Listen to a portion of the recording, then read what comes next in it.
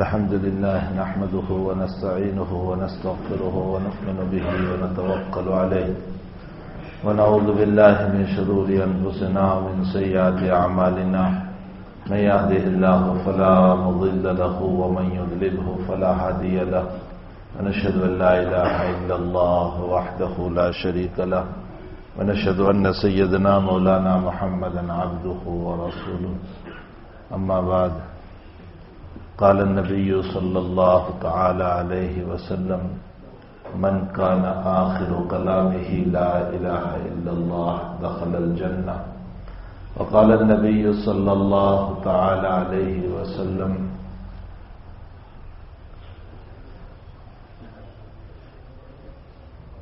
الإيمان حقيقة والإسلام أعمال او كما قال صلى الله عليه وسلم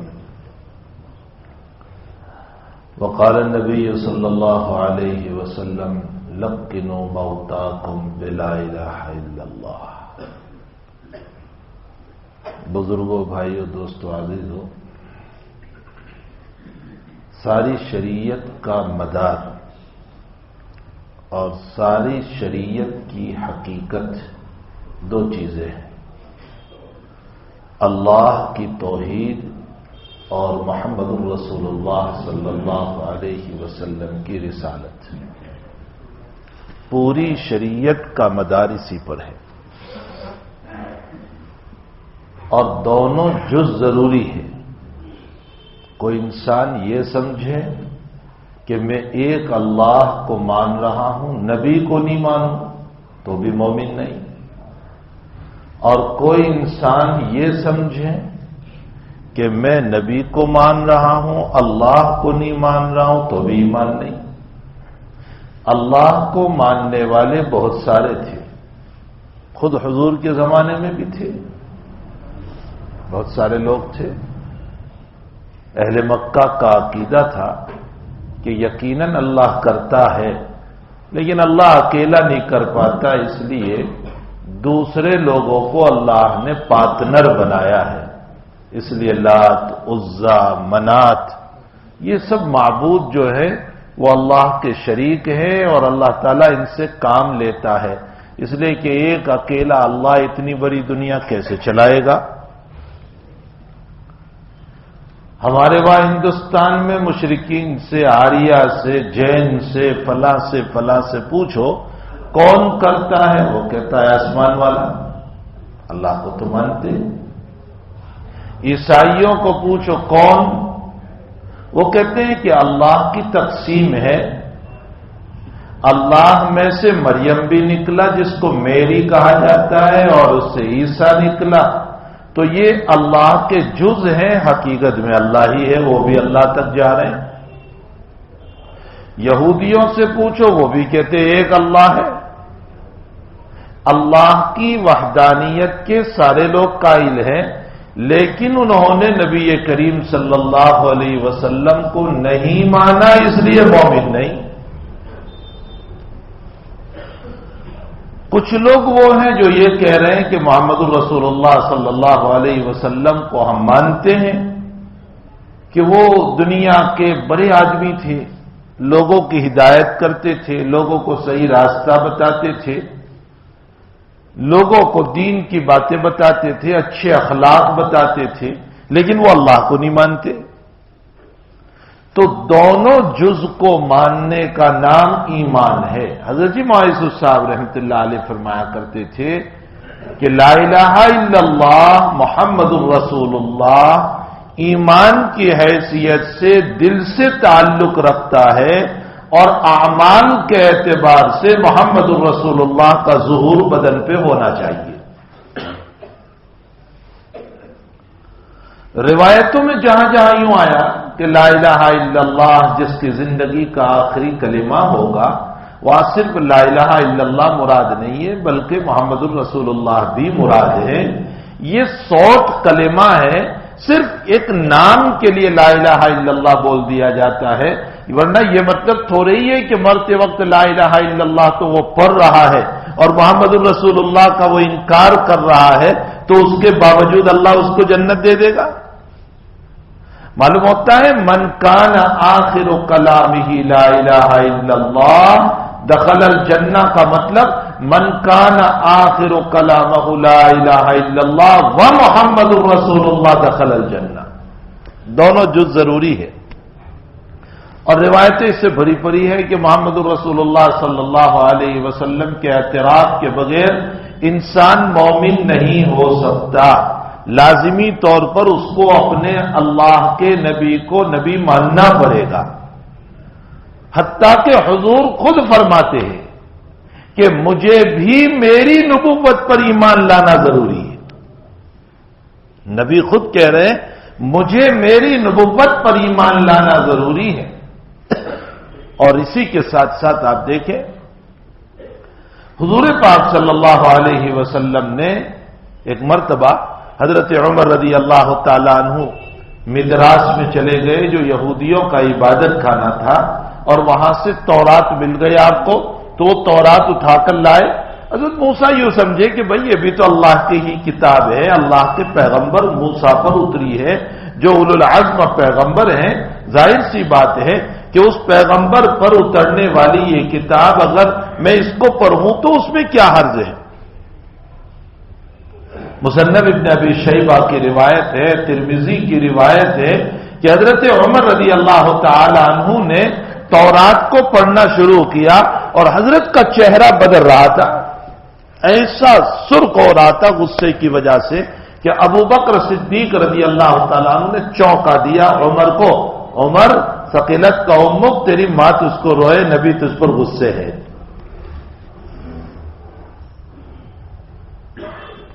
تو حضرت عمر نے جب دیکھا تو حضرت واقعتاً غصے تھے. حضرت عمر نے فوراً کتاب بند کر دی اور فرمایا رضیت باللہ ربا وبالاسلام دینا وبمحمد نبیا، رضیت باللہ ربا وبالاسلام دینا وبمحمد نبیا. میں اللہ کے رب ہونے پر راضی ہو گیا اور اسلام کے دین ہونے پر راضی ہو گیا اور محمد صلی اللہ علیہ وسلم کی رسالت پر راضی ہوں. مطلب یہ ہے کہ میں اس کتاب کو نہیں پڑھوں گا. بار بار پڑھتے رہے یہاں تک کہ نبی کا غصہ ٹھنڈا ہوا. پھر اللہ کے حبیب نے فرمایا عمر میرے ہوتے ہوئے تم قرآن پڑھ رہے ہو، یاد رکھو میری موجودگی میں موسیٰ آ جائے. مصنف ابن ابی شیبہ میں ہے میری موجودگی میں موسیٰ آ جائے اور تم مجھے چھوڑ کر موسیٰ کو دیکھو گے تو بھی جہنم میں چلے جاؤ. صحیح ترین روایت ہے مصنف ابن ابی شیبہ کی، اور ترمذی شریف کی روایت میں ہے اور بخاری شریف میں لو کان موسیٰ حیا، موسیٰ اگر زندہ ہو اس وقت میری رسالت میں وہ آ جائیں اور موسیٰ زندہ ہو تو موسیٰ کو بھی مجھ پر ایمان لانا پڑے گا، میرے بغیر ان کا ایمان نہیں ہو سکتا ہے. آپ انداز لگائیں کہ جناب محمد الرسول اللہ صلی اللہ علیہ وسلم کی رسالت کامل و مکمل. قبر میں صرف یہ سوال نہیں ہوگا کہ لا الہ الا اللہ پڑھنا بس اللہ ہی کا سوال ہو جائے، اتنا سوال نہیں ہے، محمد الرسول اللہ کا بھی سوال ہے. میں آپ کو یہ بتانا چاہتا ہوں دونوں جز ضروری ہے. ایمان میں کوئی ایک جز آپ مانو اور ایک نہ مانو مومن نہیں ہو سکتے. ترمذی شریف کی روایت میں ہے قبر کے سوالات بیان کیے گئے. من ربوں کا، رب کون تیرا؟ ومن نبیوں کا، نبی کون تیرا؟ یہ سوال کیوں آ گیا؟ لا الہ الا اللہ محمد الرسول اللہ. وما دینوں کا، یہ محمد کو تو مانتا تھا تو کون سی شریعت کو لے کر چلا؟ اور بخاری شریف کی روایت ہے اللہ کے حبیب پاک صلی اللہ علیہ وسلم نے فرمایا انکم تفتنون فی قبورکم، تم میرے بارے میں قبر میں آزمائے جاؤ گے.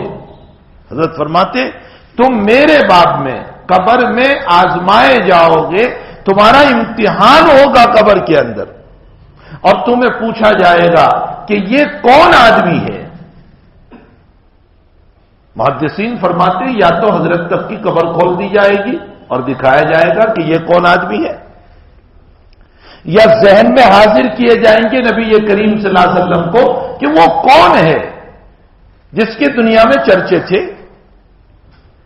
تو جو مومن ہوگا وہ یوں جواب دے گا ھذا محمد ھذا نبینا قد جاءنا بالبینات والہدی وقد اتبعت، یہ محمد ہیں، یہ نبی ہیں، اور میں نے ان کی اتباع کی، ان تمام آیات کی، قرآن کی، احادیث کی، جس کو وہ لے کر آئے ہیں میں نے ان کی پیروی کی۔ جب یہ جواب ملتا ہے تو فرشتہ اب کہتا ہے کہ ہمیں یقین تھا کہ تو یہی جواب دینے والا ہے، نم صالحہ، اطمینان کے ساتھ قیامت تک سو جا۔ یاد رکھو یہاں قبر سے وہ قبر مراد نہیں جو ہم دفن کر کے آئے ہیں، یہ قبر مراد نہیں ہے۔ قبر سے مطلب عالم برزخ ہے، وہ ایک دنیا ہے، اس دنیا میں رہتے ہوئے وہ دنیا سمجھ میں نہیں آتی، جیسے ماں کے پیٹ میں رہتے ہوئے یہ دنیا سمجھ میں نہیں آتی۔ ایک انسان ماں کے پیٹ میں ہے اور اسے یوں کہا جائے کہ تو جس دنیا میں اب جانے والا ہے اس میں چلنے والی گاڑیاں ہیں، دوڑنے والی موٹریں ہیں، اڑنے والے فلائٹ ہے، دوڑنے والی ٹرین ہے، پرندے ہیں، بہترین قسم کے کپڑے ہیں۔ ماں کے پیٹ کی دنیا میں یہ دنیا سمجھ میں نہیں آتی، اس دنیا میں رہتے ہوئے برزخ کی دنیا سمجھ میں نہیں آتی۔ تو وہ عالم برزخ ہے، وہ ایک دنیا ہے جس دنیا میں مجھے آپ کو تمام لوگوں کو جانا ہے۔ نم صالحہ، اطمینان کے ساتھ سو جا۔ اور ابن ماجہ کی روایت میں ہے نم کا نومت العروس، تو ایسے سو جا جیسے پہلی رات کی دلہن سوتی ہے۔ اور محدثین نے لکھا ہے کہ یہاں دلہن سے تشبیہ کیوں دی گئی، پہلی رات کی دلہن سے کیوں تشبیہ دی گئی؟ محدثین فرماتے ہیں کہ جیسے پہلی رات کی دلہن کو صبح میں اس کے شوہر کے علاوہ اٹھانے والا کوئی نہیں، اسی طرح نیک آدمی، نیک مرد، نیک عورت، تو بھی اطمینان کے ساتھ سو جا، قیامت تک اب تجھے تیرے رب کے اٹھانے والا کوئی نہیں۔ اور جیسے اس کا شوہر صبح میں اس کو اٹھاتا ہے پہلی رات میں، تو اس کی پہلی نظر اپنے شوہر پر پڑتی ہے، اس دلہن کی۔ فرمایا تیرا اللہ تجھے قیامت میں اٹھائے گا اور تیری بھی پہلی نظر اپنے رب پر پڑے گی، تیرے رب کی زیارت۔ نم صالحہ و نم کا نومت العروس، تو ایسے سو جا جیسے پہلی رات کی دلہن سوتی۔ تو حقیقت یہ ہے کہ ایمان ایک ایسی چیز ہے جو صرف لا الہ الا اللہ کا نام نہیں ہے، لا الہ الا اللہ کے ساتھ محمد رسول اللہ بھی ہے۔ پھر لا الہ الا اللہ کا مطلب کیا ہے؟ اللہ کے علاوہ کوئی معبود نہیں۔ اس کا مطلب یہ نکلا کہ کارساز، کام بنانے والا، مدد کرنے والا، شفا دینے والا، بیماری دینے والا، عزت دینے والا، ذلت دینے والا، عزت کی گدی سے اٹھا کر ذلت کے جوتوں کے چپل ہار پہنانے والا، اور ذلت کے مقام سے اٹھا کر عزت کے اوپر لے جانے والا، مالدار کو روڑپتی بنانے والا اور روڑپتی کو کروڑپتی بنانے والا، بچپن سے جوانی دینے والا اور جوانی سے بڑھاپا دینے والا، ان تمام مسائل میں اگر کوئی طاقت ہے تو وہ اللہ ہی کی طاقت، جس کے بعد میں کہا گیا لا ملجأ ولا منجأ منک الا الیک۔ فرمایا انسان تو روزانہ رات میں اپنے بستر پر یہ اقرار کر کے سو، اللہم انی اسلمت وجہی الیک وفوضت امری الیک والجأت ظہری الیک لا ملجأ ولا منجأ منک الا الیک آمنت بکتابک الذی انزلت وبنبیک الذی ارسلت فَإِن مُتَّ مُتَّ عَلَى الْفِطْرَةِ۔ اللہ کے حبیب نے فرمایا اپنی امت کو کہ رات میں جب تم سو تو یہ دعا پڑھ کے سو، وضو کرو، وضو کرنے کے بعد بستر پر سو، داہنی کروٹ لے تو اور یہ دعا پڑھ کے سو، اللہم انی اسلمت وجہی الیک، اے اللہ میں تجھ پر ایمان لایا اور میں تیری طرف اپنی پشت کو کر رہا، یعنی میں اب سو جاؤں گا، ووجہت وجہی الیک، اے اللہ میں اپنا چہرہ تیری طرف کر رہا ہوں اور اے میرے اللہ اب میں سو جاؤں گا، مجھے کچھ پتا نہیں ہے کہ میرے مکان میں کیا ہوگا، چور آئے گا، ڈکیت آئے گا، نہ معلوم کیا کیا حالات ہوں گے، شیطان ہوں گے، جن ہوں گے، اے اللہ اعلیٰ بلا دنیا کی ہوگی، اے اللہ تجھی کو میں، میری ذات، میرے اہل و عیال، میرے بیوی بچے، میرا مکان، میرا مال، میں سب تیرے حوالے کر کے سوتا ہوں، اس لیے کہ لا ملجا ولا منجا، میرا کوئی بچانے والا اور مجھے کوئی نجات دینے والا تیرے علاوہ کوئی نہیں ہو سکتا۔ اور رات میں اقرار کر کے سو، آمنت بکتابک الذی انزلتا، اے اللہ میں ایمان لایا اس تیری کتاب پر جو تو نے اتاری، وبنبیک الذی ارسلتا، اور تیرے اس نبی پر جس کو تو نے رسول بنا کر کے بھیجا ہے۔ نبی فرماتے یہ دعا پڑھ لی رات میں، سو گئے، کروٹ بدل گئی، کوئی حرج نہیں، فَإِن مُتَّ عَلَى الْفِطْرَةِ، رات میں موت کا فیصلہ ہوا، سیدھے کلمہ والی موت میں شمار ہو کر خاتمہ بالخیر میں شمار ہو جاؤ گے۔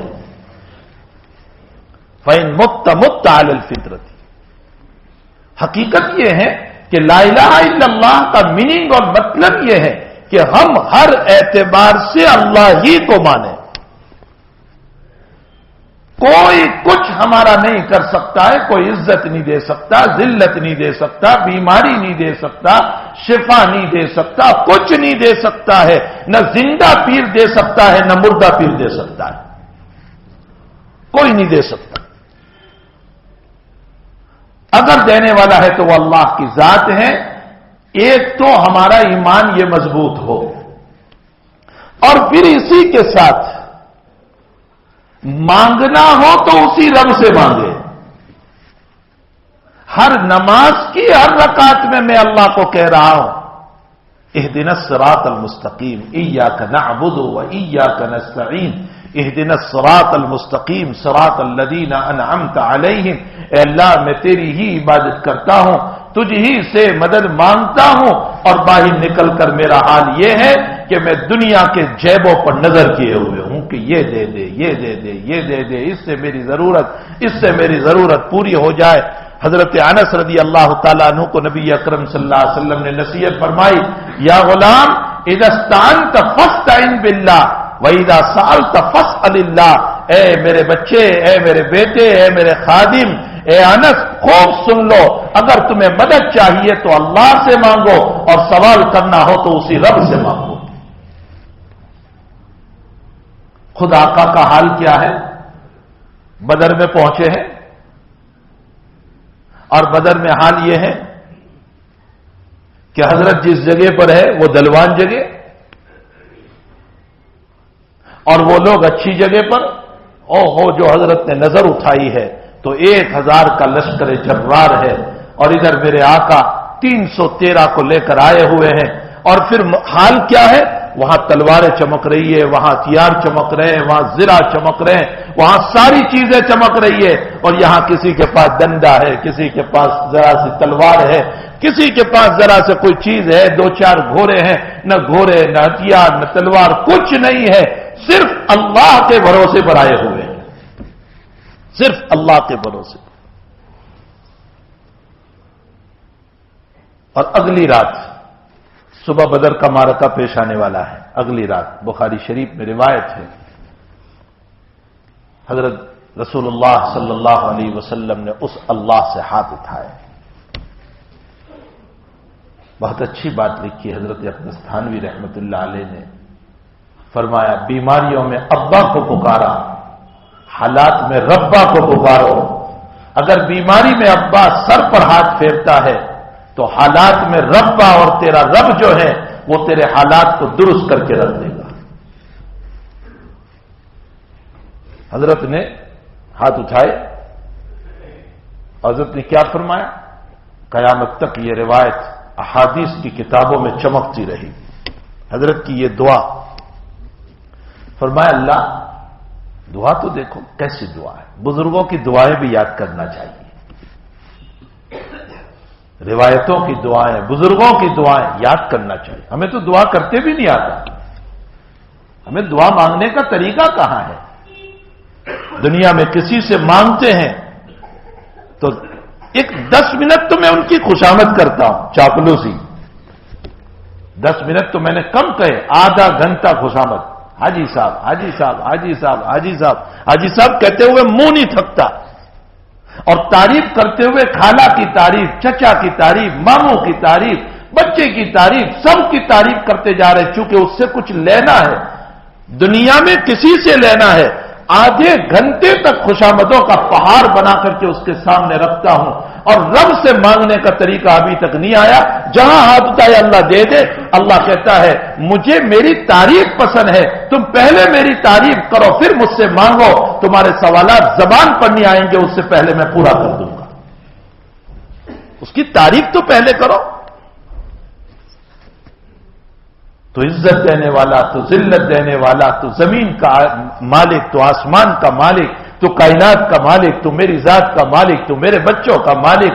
اے اللہ تیری ذات وہ ہے کہ تو نے مجھ کو وجود دیا، حیات دی، موت تو ہی دیتا ہے، دوبارہ زندہ تو ہی کرے گا، سب کچھ تیرے قبضے قدرت میں ہے، توفیق تو نے دی۔ یہ کلمات تو پہلے اللہ کے لیے بولو، یہ تعریف تو اس کی کرو۔ تو رزاق، تو فعال لما یرید، تو اکرم الاکرمین، تو کریموں کا کریم، تو ماواؤں کا ماوا، تو ملجاؤں کا ملجا، تو نبیوں کا مالک، تو ولیوں کا مالک، تو میری ذات کا مالک، تو احکم الحاکمین۔ اس تعریف کے بعد اب اپنی درخواست کو رکھو۔ حضرت کہتے ہیں حق جل مجدہ اپنے پیغمبر کی زبان پر کہ تیرا ہاتھ چہرے پر نہیں آئے گا، اس سے پہلے میں ضرورت کو پوری کروں گا۔ اللہ سے مانگنے کے طریقے ہیں، اس کی خوشامد کی جائے، اسے مانگا جائے،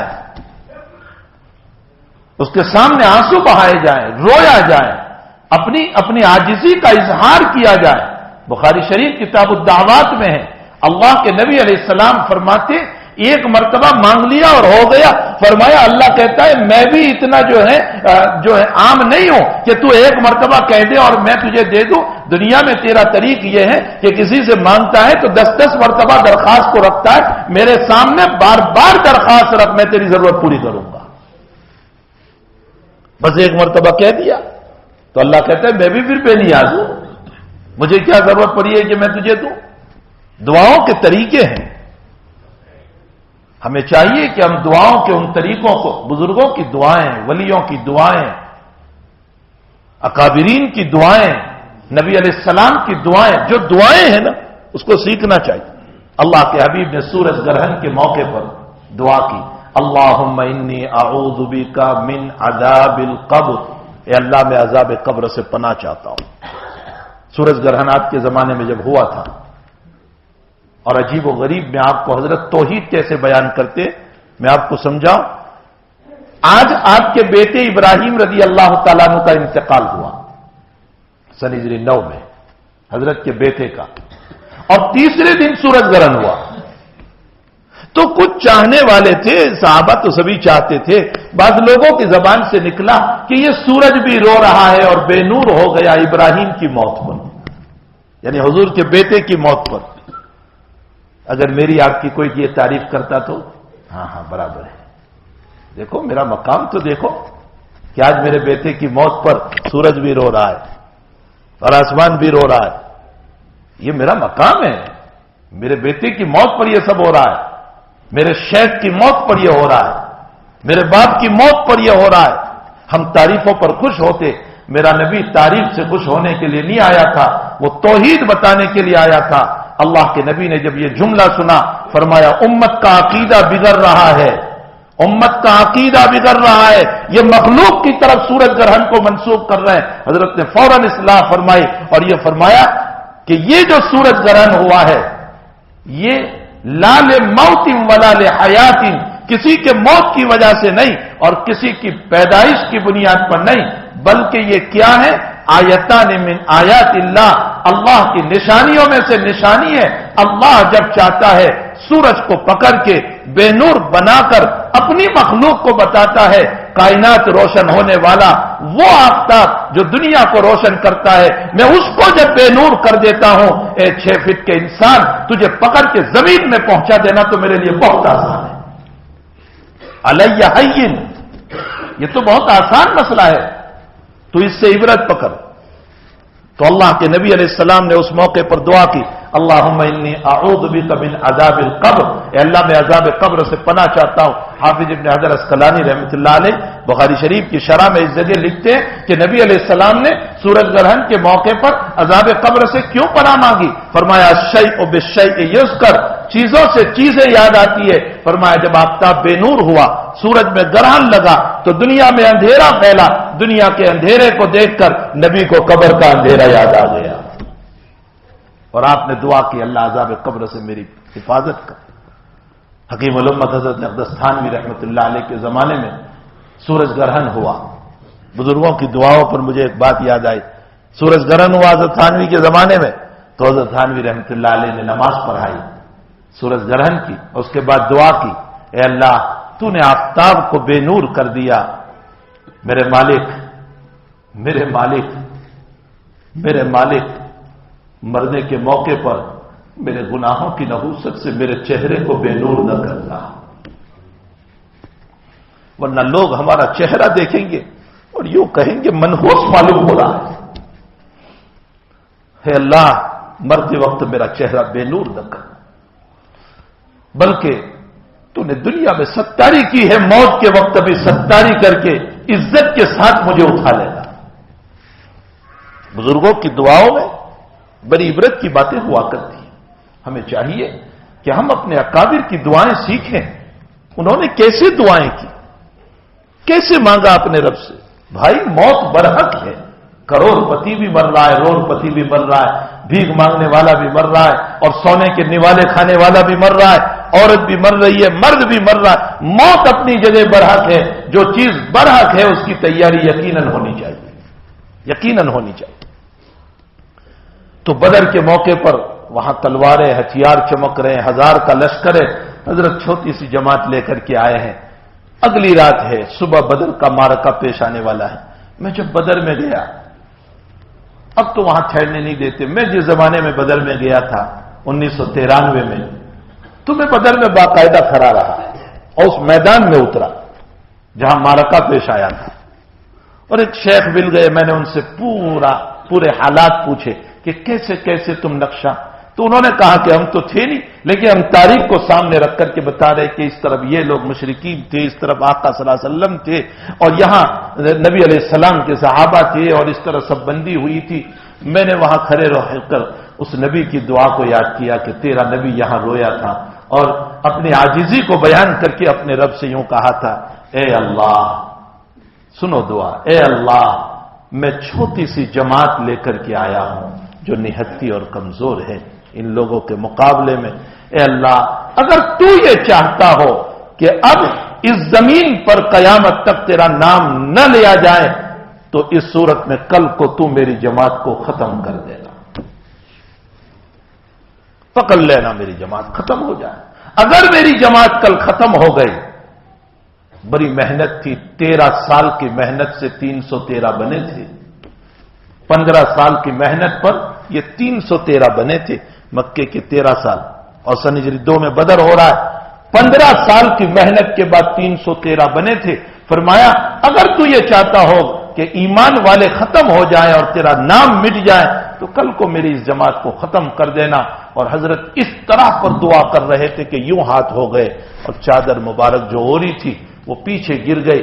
حضرت صدیق اکبر رضی اللہ تعالیٰ عنہ نے چادر اللہ کے نبی پر ڈالی اور فرمایا حسبک یا رسول اللہ، اللہ کے حبیب بس ہو گیا، اس سے آگے اب نہ مانگے، شرع صدر ہو گیا امتی کو کہ کل کو اللہ کی نصرت و مدد محمد پر اتر کے رہے گی،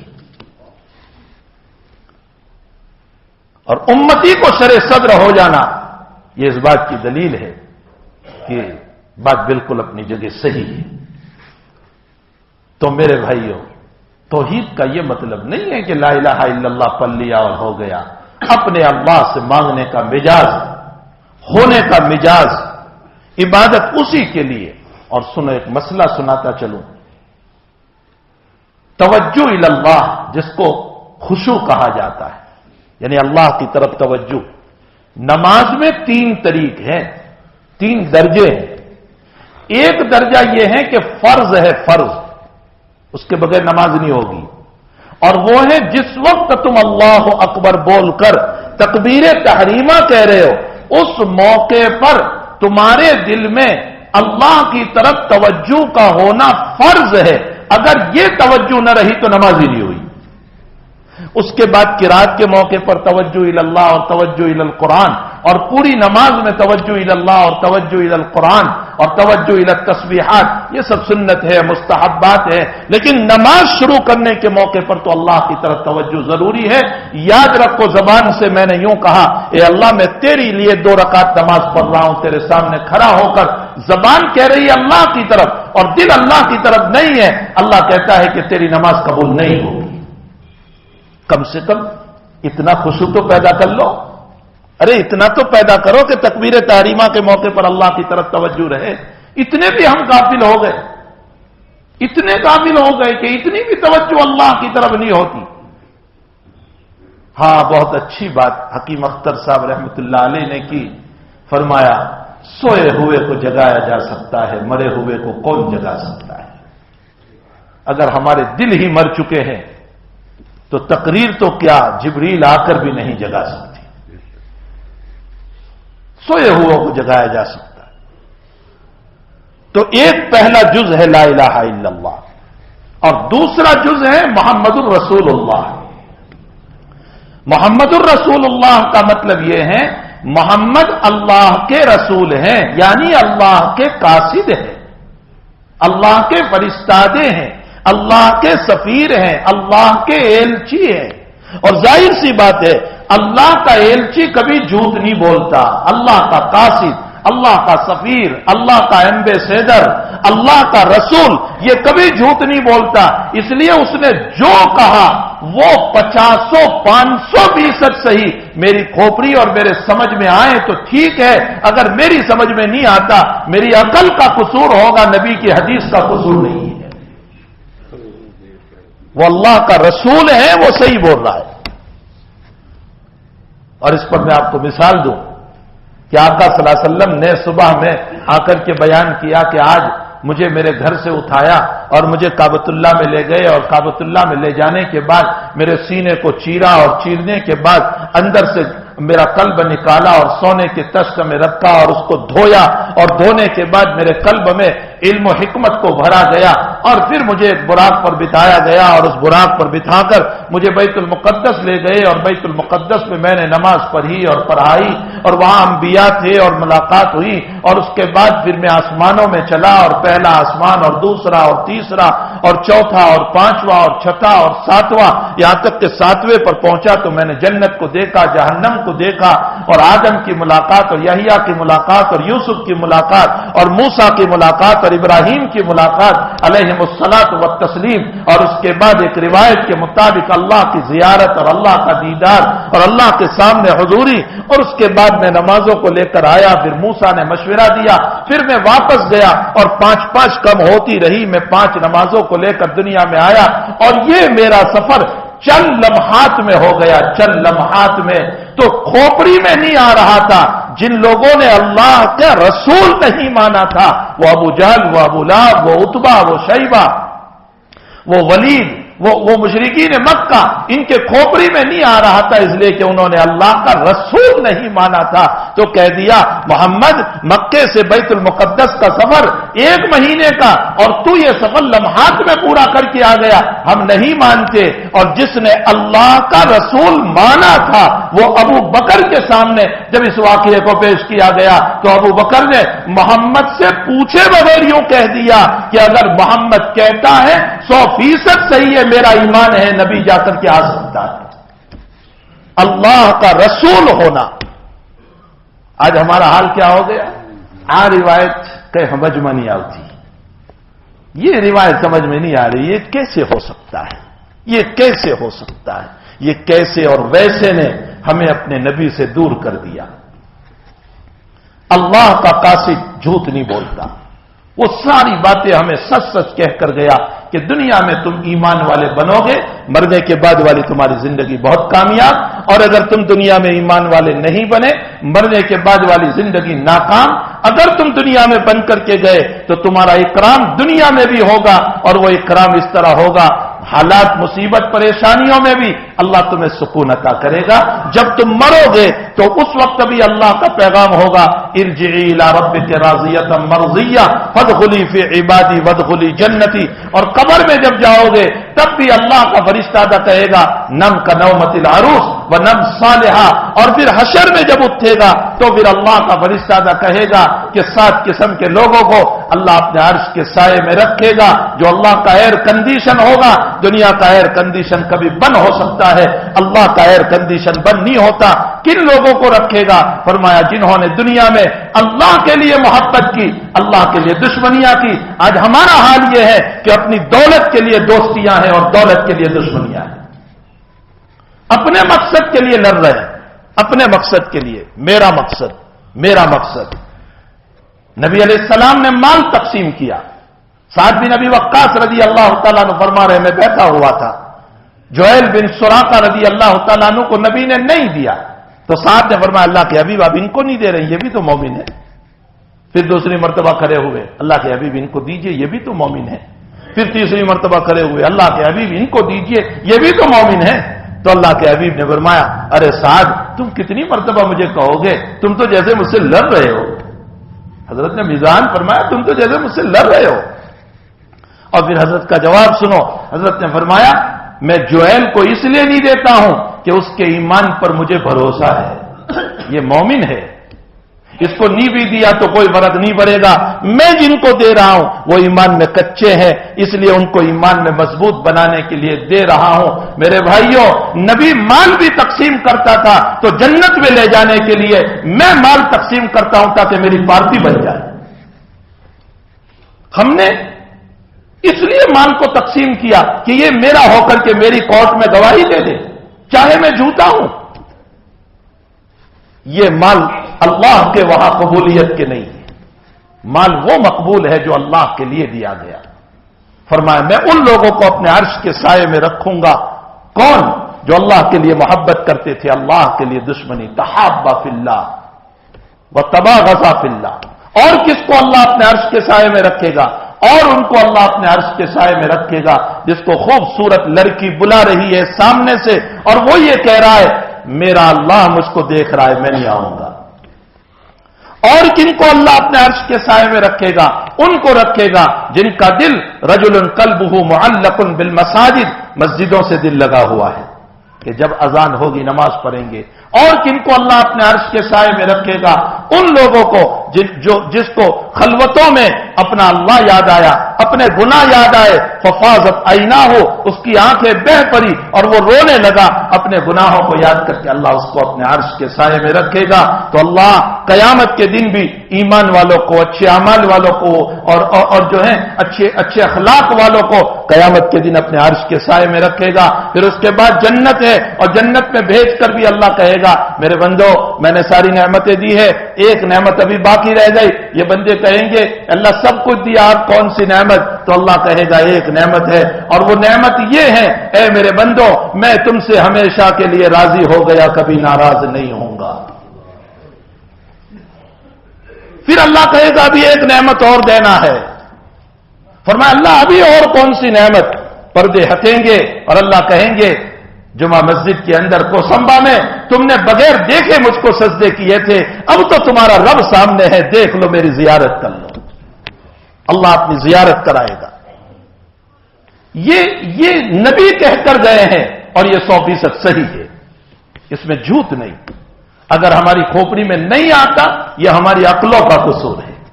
اللہ کا رسول جھوٹ نہیں بولتا, وہ صحیح بات کہہ رہا ہے. ہمیں چاہیے کہ اس نبی پر ایمان لائیں, اس کلمے پر ایمان ہو اس طرح پر کہ اللہ کی توحید میں کسی کو شریک نہیں, اسی سے مانگنے کا مسئلہ ہو. اور دوسری طرف اللہ کے رسول پر یقین کامل ہو کہ انہوں نے جو کہا ہے وہ اللہ کا قاصد ہے, وہ کبھی جھوٹ نہیں بولتا. انہوں نے میری زندگی کو بنانے کے لیے سب کچھ کہا, اسی نے یوں کہا کہ موت تک ایمان تمہارا باقی رہنا چاہیے. یاد رکھو نماز بھی کبھی معاف ہو جاتی ہے, روزہ بھی معاف ہو جاتا ہے, حج بھی معاف ہوتا ہے, زکات بھی معاف ہو جاتی ہے. جی محدثین مفسرین فقہا نے لکھا ہے کہ ایک آدمی 6 نماز تک بے ہوش رہا, قوما میں چلا گیا اور 6 نماز یا 6 نمازوں سے زیادہ بے ہوش رہا. شریعت کہتی ہے یہ 6 نمازیں اللہ نے معاف کر دی، کوئی پکڑ نہیں، کوئی کفارے کی ضرورت نہیں، 6 نماز یا اس سے زائد۔ اگر 10 دن قوما میں رہا پھر مر گیا، لوگ مسئلہ پوچھتے ہیں کہ میرے والد صاحب کی آخری 10 دن کی نمازیں چلی گئی، مولوی صاحب کیا فتوا؟ ارے فتوے مت پوچھ، تیرے رب نے تو معاف کر دیا ہے۔ نمازیں بھی کبھی معاف ہو جاتی ہے، روزے بھی معاف ہو جاتے ہیں۔ فقہاء نے مسئلہ لکھا ہے، پورا مہینہ اگر کوئی بے ہوش رہا رمضان کا، فرمایا روزے معاف ہے، نہ روزے رکھنا ہے نہ فدیہ دینا ہے۔ اللہ کا کرم ہے۔ مجھے زکات کے لیے اگلے مہینے، اب سال پورا ہو رہا تھا، زکات نکالنا تھا، اس مہینے چوری ہو گئی، آگ لگ گئی، مال ختم ہو گیا، شریعت کہتی ہے زکات معاف ہو گئی۔ حج میں جانا تھا لیکن اسباب ختم ہو گئے، مسئلہ ہو گیا، کوئی پیسے نہیں رہے، شریعت کہتی ہے ابھی پیسے نہیں ہے، ابھی تیرے اوپر سے حج معاف ہو گیا۔ تمام عبادتیں معاف ہو سکتی ہے لیکن ایمان کبھی معاف نہیں ہو سکتا۔ وَاعْبُدْ رَبَّكَ حَتَّى يَأْتِيَكَ الْيَقِينُ، موت کے آنے تک تیرے ایمان کو باقی رکھنا ضروری ہے۔ فرمایا سکرات چل رہی ہوگی تو بھی لَقِّنُوا مَوْتَاكُمْ بِلَا إِلَٰهَ إِلَّا اللَّهُ، مرتے مرتے بھی تجھے کلمہ پڑھنا پڑے گا۔ یہ لا الہ الا اللہ محمد الرسول اللہ کبھی معاف نہیں ہوگا۔ ہمیں چاہیے کہ ہم اس کلمے والا مزاج بنائیں اور اس کلمے کو اپنے سینے میں اتاریں اور اس کلمے کے تقاضوں کو پورا کریں۔ اسی لیے حضور نے فرمایا لَقِّنُوا مَوْتَاكُمْ مَنْ كَانَ آخِرُ كَلَامِهِ لَا إِلَٰهَ إِلَّا اللَّهُ، جس کی زندگی کا آخری کلمہ لا الہ الا اللہ ہوگا، اللہ اسے ضرور جنت میں داخل کرے گا۔ یعنی جو ایمان پر مرا، یہ ایمان ویزا ہے جنت میں جانے کی، اس ویزا کے بغیر جنت کی حکومت میں کوئی داخل نہیں ہو سکتا۔ اس ایمان پر ہمیں محنت کرنا ہے، اس ایمان پہ جینا ہے۔ اللہ کے نبی نے فرمایا ابو سفیان کو نصیحت کرتے ہوئے، جیسے جیو گے ویسے مرو گے، جیسے مرو گے ویسے اٹھائے جاؤ گے۔ امام مسلم پوری زندگی حدیث پڑھائی تو آخری وقت میں حدیث تلاش کر رہے ہیں اور اسی حالت میں کھجور زیادہ کھا لی، پتہ نہیں چلا اور اسی میں موت ہو گئی۔ ساری زندگی حدیث کی خدمت کی تو حدیث کی خدمت کرتے کرتے دنیا سے روانہ ہو گیا۔ اور امام ابو یوسف رحمۃ اللہ علیہ ساری زندگی فقہ کی خدمت کی تو آپ کے شاگرد رشید بیمار کرسی کے لیے آئے۔ امام ابو یوسف نے مسئلہ پوچھا رمی کیسے کریں گے؟ فرمایا چل کر، فرمایا غلط، فرمایا سوار ہو کر، فرمایا غلط، تو فرمایا کیسے غلط؟ فرمایا جس رمی کے بعد دوسری رمی ہے اس کو چل کر، اور جس کے بعد کوئی رمی نہیں آخری اس کو پیدل ہو کر۔ بس یہ مسئلہ بیان کیا، شاگرد وہاں سے نکلے، گھر سے رونے کی آواز آئی، کیا ہوا؟ فرمایا امام ابو یوسف کا انتقال ہو گیا۔ ساری زندگی فقہ بیان کیا، اللہ نے موت بھی فقہ پر عطا فرمائی۔ جیسے جیئیں گے ویسے مریں گے، اس لیے اپنی زندگی کو ٹھیک کرو، اخلاق، اعمال، عبادات، معاملات، معاشرت، اس کو بہت ٹھیک کرو۔ حالات آتے ہیں، پریشانیاں آتی ہے، مصیبتیں آتی ہے، بیماریاں آتی ہے، مرتے ہیں اپنے گھروں میں، دکانوں میں مسئلے ہو جاتے ہیں، کھیتیوں میں مسئلے ہو جاتے ہیں، لیکن ان تمام مسائل کے باوجود ہمیں اس کلمے کی دعوت کو نہیں چھوڑنا چاہیے۔ اللہ ہم تمام کو اس کلمے کے تقاضوں پر عمل کی توفیق عطا فرمائے۔ وصلی اللہ علی النبی الکریم۔